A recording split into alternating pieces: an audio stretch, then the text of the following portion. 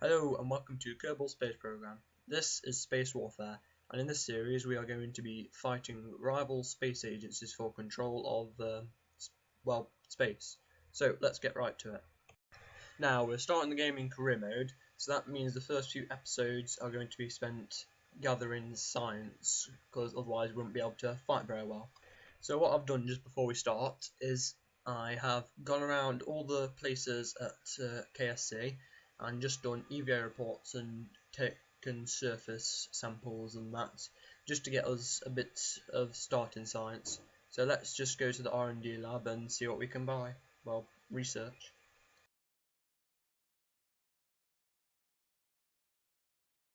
Okay, so obviously we're going to want to get the first bit, so 5 science. So what I think we should get next would have to be, we want the radial decouplers definitely, so let's get them first of all. Okay, so we've got 6 science left, and struts, we're going to need them because they're very useful, so let's just research them. Or wait, shall we get, nah, let's go for struts, they're a lot more useful than probe bodies so far. So we've obviously not got enough science for things at the upper stage yet, so it's between survivability and general rocketry. I think because this has larger SRBs I might get general rocketry, but nah, let's get general. Oh, we don't actually have enough science, so let's get survivability. So now it's time to, well, blast off. Now to a rocket I made earlier. Alright, so this is the Corvus 1, named after the constellation of Corvus. That means the crow, I think, but I don't really know much about constellations or their meaning. So let's just launch this thing. Anyway, so we've got 4 small SRBs strapped to this thing to help us gain some altitude before relying on our liquid fuel engines. So all we need to do is get our SAS on, throttle up, and let's blast off. And blast off. So anyway, as you can see, we are going to be using our solid fuel boosters until they run out of fuel. Then we'll let our liquid fuel boosters take over, and then we can use them to power the rest of the way, like as just now. Anyway, we've got some mystery goo containment units at the top of our capsule, obviously to help us do some science. And I actually forgot to do one on the launch pad, but anyway, I've just done one flying, as you can see, and then I'll do one high atmospheric and then one outside the atmosphere, along with some EVA reports and crew reports up there. So let's just okay, as we're powering high up, you can actually see that our oxidizer is run much below our liquid fuel for some reason. I'm not actually quite sure why. I think it might be a bug or something, but I've never seen this before or seen this happen to anyone else before, so I'm quite confused at how that's happened really. So let's just get a maneuver node set up, and I think I will cut ahead until we reach a stable orbit, and then we can see what science we do up there. So let's just cut ahead,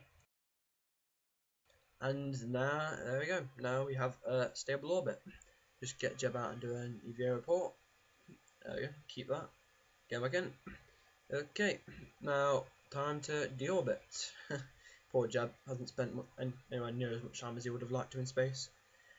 Anyway, I had to ditch those 4 external tanks a bit sooner than I would have liked, because, well, I ran out of oxidizer. I still had some liquid fuel left in, but I couldn't really use it without the oxidizer for obvious reasons. So now we've just hit the atmosphere. Just time warping. Just stop now. Just ditch that. We don't need any more. Now, because I am quite impatient and we have the fuel, let's just throttle up and see how much sooner we can land. There you go, that'll do.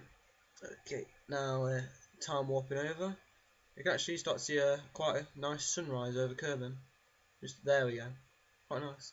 Even though this is at 4 times physics warp and 2 times edited, do a bit of high atmosphere goo science because I forgot to earlier. I'm very forgetful today. Yeah, see our parachute's burning up in the atmosphere, as this obviously wouldn't work in real life. Let's just skip to splashdown. And splash. There we go. Now let's just do last science since we're in here. Goo jumps into the water, or whatever that said. Let's get Jeb out and do a EVA report and stuff in the water since we're here. Oh, Jeb can walk on water now. Oh, must have done this earlier. Didn't get any science for it. We did get a last smidge for that, so let's just keep it. Now let's just get back into the capsule and see how much science we got. This is proving rather tricky. Oh wait, we had to grab then. Come on, jump. There we go. Let's just get in. Great. Now let's just recover this and see how much science we've got.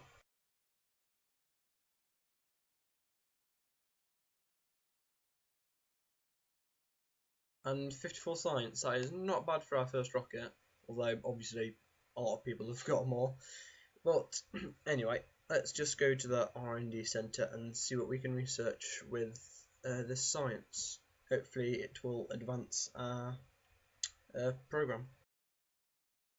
Now, unfortunately, it was only enough to get us the material bay and a couple of other things. But if we do some mystery goo experiments in and around KSC, that should hopefully be enough for us to get something else. There we go. After doing some science with the mystery goo in and around KSC, we have managed to get general rocketry, which includes the larger SRB. So research that, and we have just unlocked advanced rocketry. We'll surely be researching that soon, but for now, I'm A3000 Armo. Thanks for watching.